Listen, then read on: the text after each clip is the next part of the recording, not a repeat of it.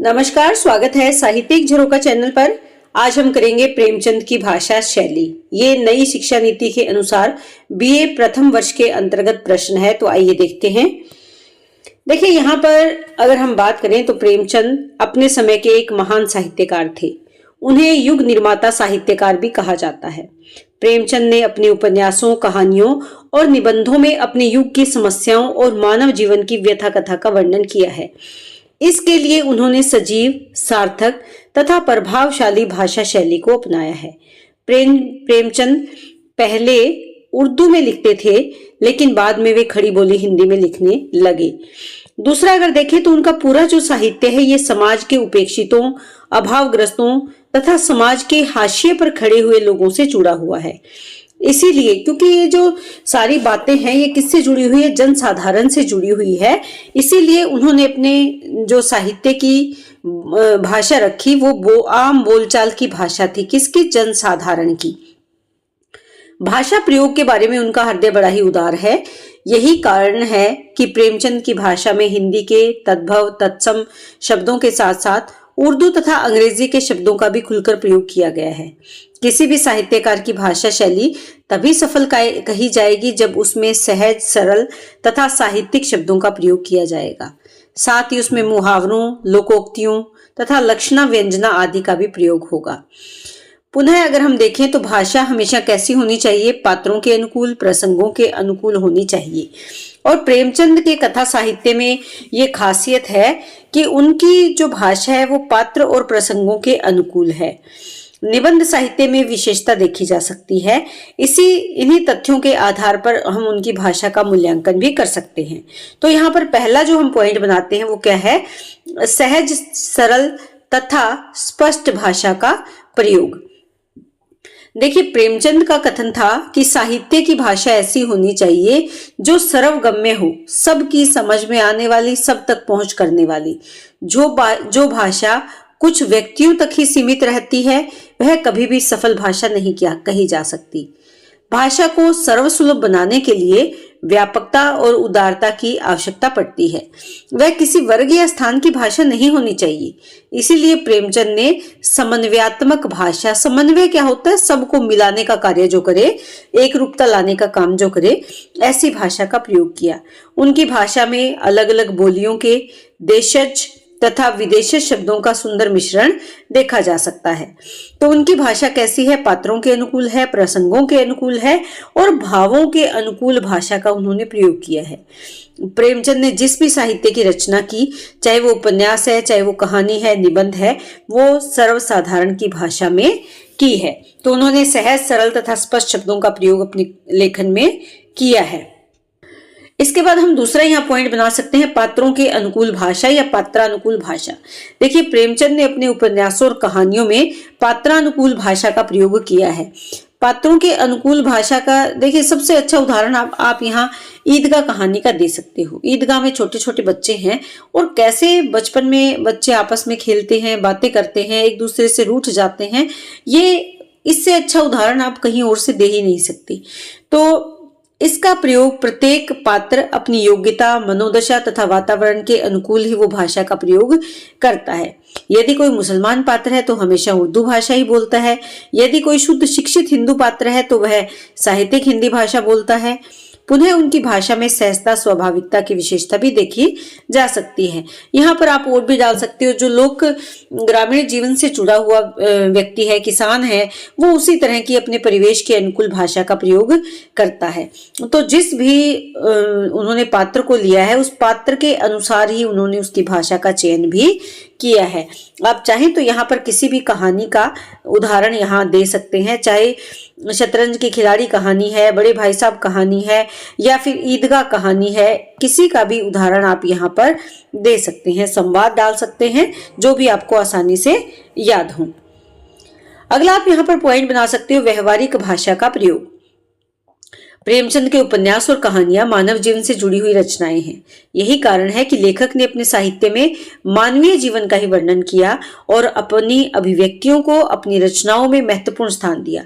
विशेषकर अगर देखें उनकी कहानी साहित्य में विभिन्न वर्गों के पात्रों का चित्रण देखा जा सकता है। उनकी भाषा वकील, मुंशी, किसान, मजदूर, जमींदार, दलित पात्रों तथा उनके परिजनों से जुड़ी हुई है। यथास्थान उर्दू, अंग्रेजी और देशज शब्दों का प्रयोग करते दिखाई देते हैं। कुछ स्थानों पर देखें तो वे नीति वाक्यों का भी प्रयोग करते हैं और कुछ स्थानों पर मुहावरे, लोकोक्तियों और सूक्तियों का। इसके साथ साथ सहज, सरल व सामान्य बोलचाल के शब्दों का भी प्रयोग उनकी भाषा में देखा जा सकता है। तो हम कह सकते हैं कि उनकी भाषा कैसी है, व्यवहारिक भाषा का प्रयोग उन्होंने किया है जो सामान्य व्यवहार में आती है। अगला आप यहाँ पर पॉइंट बनाएंगे, व्यंग्य प्रधान भाषा का प्रयोग। देखिए, प्रेमचंद ने अपने कथा साहित्य में समाज में जो कुरीतियां हैं, बुराइयां हैं, रूढ़िवादिता है, धार्मिक आडंबर है या अंग्रेजी सरकार की जो शोषणपूर्ण आर्थिक नीतियां हैं, जमींदार और महाजनों के द्वारा किए जाने वाला शोषण है, दलित और किसानों की व्यथा का अनेक स्थलों पर व्यंग्यपूर्ण चित्रण किया है, यानी व्यंग्यात्मक शैली का प्रयोग इन्होंने किया है। जब वे किसी वर्ग विशेष पर व्यंग्य करते हैं तो वे उसकी रूढ़ियों और आडंबरों का पर्दाफाश कर देते हैं। यहाँ शतरंज के खिलाड़ी कहानी का उदाहरण आप डाल सकते हैं। मुंशी प्रेमचंद की एक सुप्रसिद्ध ये यथार्थवादी कहानी है। इसे व्यंग्य प्रधान कहानी भी कहा जा सकता है। इस कहानी में लेखक ने नवाबों की विलासप्रियता, उसके परिवार पर प्रभावों तथा समाज पर करारा व्यंग्य किया है। देखिए, इस कहानी में, शतरंज की खिलाड़ी कहानी में, जब नवाब को अंग्रेज सरकार पकड़ कर ले जाती है तब भी दोनों जो मित्र हैं वो अपना शतरंज खेलते रहते हैं। उन्हें इस बात की कोई परवाह नहीं है, यदि समाज की अपने राज्य के प्रति, अपने राजा के प्रति कोई जिम्मेदारी नहीं है। वो मैदान में जाकर लड़ना पसंद नहीं करते, वहां पर शहीद होना पसंद नहीं करते, जबकि शतरंज के प्यादों के लिए एक दूसरे की जान भी ले लेते हैं। तो ये व्यंग्य करती है तत्कालीन भारतीय समाज पर कि क्यों हम अनदेखा करते हैं अपने आसपास की परिस्थितियों को, अपनी राजनीतिक परिस्थितियों को या अपने राज्य, अपने देश के प्रति कर्तव्य को। इसी प्रकार यहाँ पर आप बड़े भाई साहब कहानी का उदाहरण भी डाल सकते हैं। देखिए, जो बड़े भाई साहब कहानी है, इसमें बड़े भाई साहब किस पर व्यंग्य करते हैं? भारतीय शिक्षा नीति पर व्यंग्य करते हैं, शिक्षा की दशा और दिशा पर व्यंग्य करते हैं। तो यहाँ पर इस कहानी के उदाहरण भी आप दे सकते हैं। अगला जो हम पॉइंट बनाएंगे वो क्या है? मिश्रित शब्दों का प्रयोग।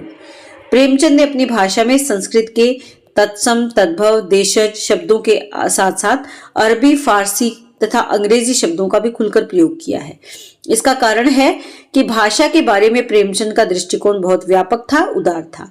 वे अपनी भाषा के माध्यम से अलग अलग संप्रदायों में समन्वयात्मकता उत्पन्न करना चाहते थे कि सभी जो संप्रदाय हैं उसमें प्रेम और भाईचारे की भावना आ जाए। इसीलिए उन्होंने खड़ी बोली हिंदी को हिंदुस्तानी भाषा कहकर कहा है, क्योंकि इसमें किसके शब्द हैं? इसमें उर्दू की शब्दावली भी हिंदी के साथ जुड़ी हुई है। तो इस भाषा को क्या कहा है? हिंदुस्तानी, यानी हिंदुस्तान की भाषा, जहाँ हिंदू, मुस्लिम, सिख, ईसाई सभी एक साथ रहते हैं, उस देश की भाषा उन्होंने हिंदुस्तानी मानी है। अगला आप यहाँ पर पॉइंट बना सकते हैं, मुहावरों, लोकोक्तियों और सूक्तियों का प्रयोग। प्रेमचंद ने अपने निबंधों तथा कहानियों में असंख्य स्थानों पर मुहावरे, लोकोक्तियों और सूक्तियों का प्रयोग किया है। कुछ उदाहरण दिए जा सकते हैं, जैसे आड़े हाथों लेना, ताने से छेदना, रुलावे का सुजवा हाथ से न जाने देना, लिखा जो बख्शीश सो, नाटक खेती बहुरियन घर आदि के नाम गिनवाए जा सकते हैं। उन्होंने खट्टा होना, दूसरों की तालियों पर नाचना, मुंह फैलाना, पंजों से छुड़ाना, दम मारना, आंखों में अंधेरा छा जाना, दूध से मक्खी की तरह निकालकर फेंकना आदि मुहावरों का भी सुंदर प्रयोग किया है। सूक्तियों को अगर देखें तो कली प्रभात समीर ही के स्पर्श से खिलती है, तानों से सीख मिलने के बदले उल्टा और जी जलने लगता है, सोने की गठरी किसे प्यारी नहीं होती। इस प्रकार की सूक्तियों का उन्होंने अपनी कहानियों में प्रयोग किया है। अगला हम यहाँ पर पॉइंट बना सकते हैं, जो कि कौन सा है? 7वां पॉइंट है ये। इसमें विविध प्रकार की शैलियों की बात करें अगर, तो अलग अलग प्रकार की शैलियों का प्रयोग किया है। देखिए, मैंने यहाँ वीडियो लंबी ना हो इसलिए इन सभी को यहाँ संक्षिप्त रूप में डाला है, लेकिन अगर आप चाहें तो इनके पॉइंट बनाकर इसे विस्तार रूप में दे सकते हैं अगर आपके पास समय हो। प्रेमचंद ने विषय के अनुकूल ही शैलियों का प्रयोग किया है। प्रत्येक साहित्यकार की अपनी शैली होती है, कहने का ढंग, तरीका और सलीका सबका अलग अलग होता है। प्रेमचंद की भी शैलीगत विविधता अलग अलग है। अगर देखें, इनकी रचनाओं में वर्णनात्मक शैली मिलती है, विश्लेषणात्मक शैली का प्रयोग किया है, भावात्मक शैली है, विचारात्मक एवं चिंतनपरक शैली का भी इनके लेखन में प्रयोग किया गया है। संवादात्मक शैली बहुत ही सुंदर तरीके से इस्तेमाल की है। चित्रात्मक शैली, यानी जब हम पढ़ते हैं तो हमारी आंखों के सामने चित्र उपस्थित हो जाते हैं। तो वो कौन सी शैली है? चित्रात्मक शैली है। यहाँ पर व्यंग्यात्मक शैली हम बात कर चुके हैं, जैसे शतरंज के खिलाड़ी है, बड़े भाई साहब है, ऐसी और भी अनेक कहानियां हैं जिसमें इन्होंने चित्रात्मक और व्यंग्यात्मक शैली का सुंदर प्रयोग इन्होंने किया है। देखिए यहाँ पर अगर आप चाहो तो इनके बारे में दो दो पंक्तियां दे सकते हो। अगर समय कम हो तो आप केवल इसी प्रकार शॉर्ट रूप में या सार रूप में इनको लिख सकते हैं। देखिए वर्णनात्मक शैली, जहां वर्णन किया जाए किसी के बारे में विस्तार से, जहां बताया जाए किसी घटना, किसी पात्र। इसी प्रकार से अगर विश्लेषणात्मक शैली की बात करें तो विश्लेषणात्मक शैली कहाँ होती है? इसमें पात्र विशेष की मानसिकता और सोच का विश्लेषण किया जाता है, यानी उस पर विचार किया जाता है। जैसे इनकी कहानी है नमक का दरोगा। इस कहानी में अगर हम देखें तो वंशीधर जो नमक के दरोगे के पद पर नियुक्त है, उसका पिता अपने बेटे को घर की दुर्दशा से अवगत करवाता है और उसे उपदेश देता है कि तुम जिस पद पर हो उसमें रिश्वत देने अथवा कमाई का अवसर अधिक होता है। ये वो किसको बताता है? अपने पुत्र वंशीधर को, यानी विश्लेषण करता है, उसके बारे में उसको ज्ञान देता है। भावात्मक शैली, जहां पर अगर देखें तो जो भी हमारे पात्र होते हैं उनके भावों का चित्रण किया जाए। जैसे ईदगाह कहानी में हामिद के भावों को कितनी सार्थकता से इसमें चित्रित किया गया है। हामिद की दादी अमीना है, उसके भाव किस प्रकार से हमारे सामने आते हैं, आंखें नम हो जाती है उसकी भावात्मक स्थिति को देखकर। तो वो कौन सी शैली है? भावात्मक शैली है। इसी प्रकार से किसी घटना, किसी व्यक्ति या किसी उसके कहानी के विषय वस्तु पर विचार करना, चिंतन करना, वो कौन सी शैली में आता है? विचारात्मक या चिंतन परक शैली होती है। तो इस तरह से आप इसको अगर चाहें तो विस्तार से दे सकते हैं, नहीं तो इसी प्रकार संक्षिप्त रूप में दे सकते हैं। अंत में आप क्या लिखेंगे? निष्कर्ष लिखेंगे। निष्कर्ष रूप से कहा जा सकता है कि प्रेमचंद की भाषा और शैली वो तत्कालीन परिवेश के अनुकूल है, पात्रों के अनुकूल है और कहानियों को सफल बनाने में या उपन्यास, निबंध जो इनकी रचनाएं हैं उनको सफल करने में पूर्णतः सक्षम भाषा और शैली का इन्होंने प्रयोग किया है, जो पात्रों को जीवंतता प्रदान करती है। ये बातें आप निष्कर्ष में लिख सकते हैं। तो उम्मीद करती हूँ कि प्रश्न आपको बहुत अच्छे से समझ में आया होगा। बहुत बहुत धन्यवाद। इसी तरह चैनल से जुड़े रहें।